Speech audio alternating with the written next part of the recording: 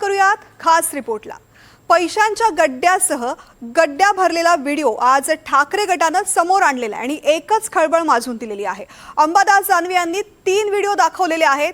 त्यामध्ये शिंदेंच्या शिवसेनेचे आमदार महेंद्र दळवी दिसतात। त्या व्हिडिओमध्ये मी असेन तर राजकारण सोडेन असं ओपन चॅलेंज यानंतर महेंद्र दळवी यांनी दिलंय। या निमित्ताने ठाकरे विरुद्ध शिंदे असा सामना नव्यानं सुरू झालाय। पाहुयात व्हिडिओमध्ये कोण कोण आणि काय काय दिसतंय आणि त्यावरून राजकारण कसं रंगलंय।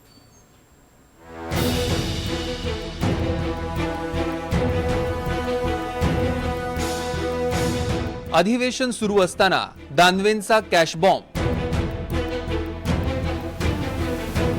पैसा पैसा आणि फक्त पैसाच पैसा।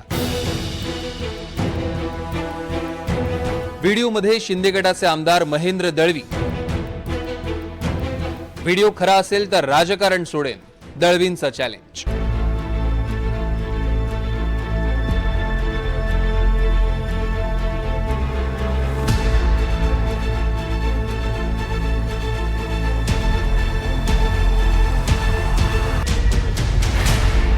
हाच तो व्हिडिओ ज्याने नागपूरच्या थंडीत वातावरण गरम केलंय।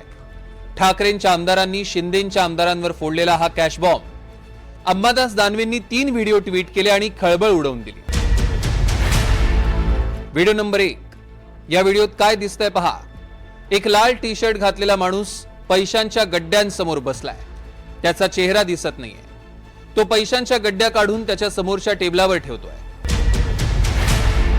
व्हिडिओ नंबर 2, व्हिडिओ कॉलवर शिंदे गटाचे आमदार महेंद्र दळवी दिसतायत। महेंद्र दळवींच्या व्हिडिओ कॉलवर खाली जी छोटी विंडो दिसते त्यामध्ये दुसऱ्या बाजूला त्या विंडोमध्ये एक पांढरा शर्ट घातलेला माणूस नोटांच्या बंडला समोर बसलेला दिसतोय।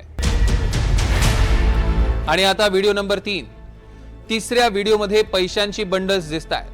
500 रुपयांच्या नोटा आहेत। दानवेंनी हे व्हिडिओ ट्विट केले आणि प्रश्न विचारला, फडणवीस आणि शिंदेजी हे आमदार कोण आहेत आणि पैशांच्या गड्ड्यांसह काय करतायत? माझ्याकडे या लोकांशी संबंधित व्यक्तीनंच हा व्हिडिओ पाठवला।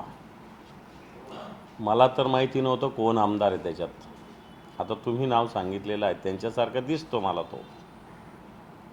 आणि मी तर म्हणेल समोर जो कोण व्यक्ती आहे तो पण कोण आहे तपासला पाहिजे। एवढ्या नोटाचे बंडल म्हणजे रास आहे, जशी धान्याची रास असते ना शेतामध्ये, तशी नोटांची रास तिथे लागलेली आहे। व्हिडिओमध्ये शिंदेंच्या शिवसेनेचे आमदार महेंद्र दळवी स्पष्ट दिसतात। त्या व्हिडिओमध्ये मी आहे हे सिद्ध करा, मी राजीनामा देईन असं ओपन चॅलेंज महेंद्र दळवींनी दिलंय। तर मला राजीनामा नको, फक्त व्हिडिओची चौकशी करा असं उत्तर दानवेंनी दिलंय। असं ते व्हिडिओ आपण सगळ्यांनी बघितलं, उभा महाराष्ट्र बघतोय, कुठे त्यात सत्यता नाही आहे। ते सगळं कट करून सगळं बनवलेलं सगळं व्हिडिओ नक्की आपल्याला दिसत आहेत।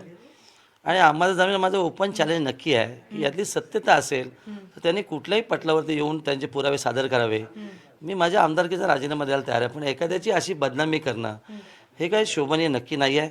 मी आत्ताच्या घडीला जे 50 खोके एकदम ओके लोक म्हणत होते, तर काही लोकांना राग येत होता। म्हणजे खोक्यांचंच राजकारण सगळं चालू हे दाखवण्यासाठी मला त्यांच्या राजीनामा, माझं काय व्यक्तिगत त्यांच्याशी काही राजकीय नाही आहे। त्यांनी त्यांचं खुशाल जे करायचं ते करावं, मला त्याच्याशी काही घेणं नाही। मी काही त्यांचा राजीनामा मी व्यक्तिगत त्यांच्यावर आरोपही केलेले नाही। हा व्हिडिओ समोर आल्यानंतर ठाकरे गट चांगलाच आक्रमक झाला। असे आणखी व्हिडिओ बाहेर येतील असा इशारा आदित्य ठाकरेंनी दिलाय। तर आम्ही तुमचे व्हिडिओ दाखवले तर तुम्हाला तोंड दाखवायला जागा उरणार नाही असा पलटवार महेंद्र दळवींनी केला। आता हेच आहे ना, म्हणजे तुम्ही हेलिकॉप्टर मध्ये ज्या बॅगा घेऊन फिरतायत आणि हे जे आनंदाचं शिराचं वाटप चाललंय ते नेमकं कोणाचं आहे? दुसरं आणखी एक महत्त्वाचं आहे, म्हणजे ज्या पद्धतीने हे सगळे पैशांचं हे चाललंय, महेंद्र दळवी मला व्हिडिओ नाही, अन्य काही गोष्टी अंबादास दानवे अजूनही तुम्हाला व्हिडिओज दिसतील याच्यात। आदित्य ठाकरेंनी पण त्यांच्याकडे काय असेल ते व्हिडिओ टाकावेत। कदाचित आम्ही जर कधी व्हिडिओ टाकले तर तोंड दाखवण्याचे लायक तर नसतील, एवढं निश्चित आहे। पैशांच्या गड्ड्यांच्या व्हिडिओचा विषय विरोधकांनी थेट पंतप्रधान मोदींपर्यंत नेलाय। तुम्ही बघत असाल तुमच्या चॅनलवर थोडंसं एक महिन्याभर मागे जाऊया, एका मंत्र्याच्या खोलीमधले व्हिडिओ ज्याच्यात पैसे बॅगेत होते आणि पैशाचा तो एवढा मोठा म्हणजे ती सुटकेस होती त्याच्यात कॅश होते. काय केलं महाराष्ट्र सरकारने? काय ऍक्शन घेतली त्याच्यावर? कुठून आले कॅश? इथे माननीय प्रधानमंत्र्यांनी नोटबंदी करणार आणि त्याचबरोबर आम्ही काळा पैसा हद्दपार करणार. आता कॅशलेस देश करायचा, कुठलाही व्यवहार कॅशने करायचा नाही.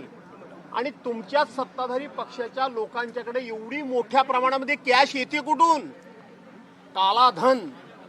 हा काला धन बाहेर काढण्याकरता म्हणून तुम्ही नोटाबंदी केल्यात, डिमोनायझेशन केलं त्यावेळेला.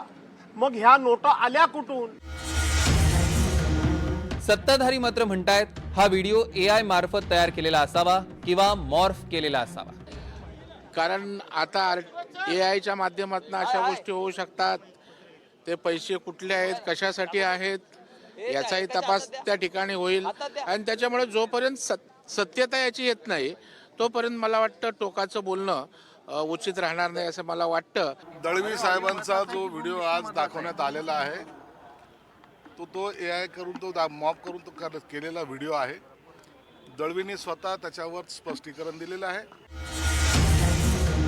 दानवेंनी व्हिडिओ ट्विट करताच शिंदे विरुद्ध ठाकरे या सामन्याला आणखी धार आली आहे. ज्यांनी व्हिडिओ ट्विट केलाय त्यांच्या मालकानं कर्जतच्या फार्म हाऊसवर किती कॅश ठेवली ते जाऊन बघा असा हल्लाबोल नितेश राणेंनी केला. आदित्य ठाकरेला विचारा, कधीतरी चल तुझ्या कर्जतच्या तुझ्या फार्म हाऊसवर जमीन थोडी खोदून दाखव आणि किती काय काय ठेवलाय आतमध्ये हे कधीतरी बाहेर येऊन दे ना. मग कॅशचा आरोप कोणी करावा याच्यावर कळेल. दानवेंनी ट्विट केलेल्या व्हिडिओमुळे चर्चा तर जोरदार झाली, आरोप प्रत्यारोप झाले. पण या व्हिडिओमधले अनेक प्रश्न अनुत्तरित आहेत. महेंद्र दळवी काही बोलताना दिसत नाहीये. पैशांच्या गड्ड्यांजवळ महेंद्र दळवी दिसत नाहीये. महेंद्र दळवींचा आणि या पैशांचा काय संबंध आहे?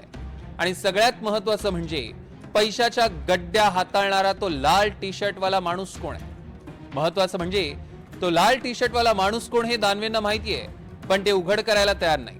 हे पहा, जसे महेंद्र दळवी आहे याच्यात तसे समोर एक लाल शर्टवर पैसे मोजणारी व्यक्ती पण आहे.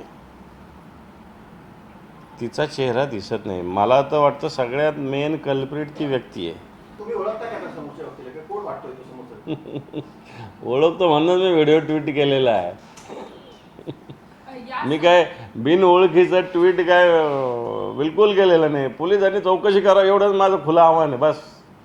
तुम्ही त्या समोरच्या व्यक्तीचं स्पष्टपणे नाव का घेत नाही आणि समोरचा व्यक्ती हा त्याहीपेक्षा मोठा आरोपी असू शकतो का? एवढा नोटा असणारा माणूस त्याहीपेक्षा मोठाच असेल. दानवेंच्या म्हणण्यावरनं आणि या व्हिडिओवरनं असं दिसतंय की व्हिडिओचा पार्ट 2 अजून बाकी आहे. लाल टी शर्टवाला कोण ते समोर आलं की आणखी जास्त खळबळ उडणार आहे. Bureau report, NDTV Marathi, Mumbai.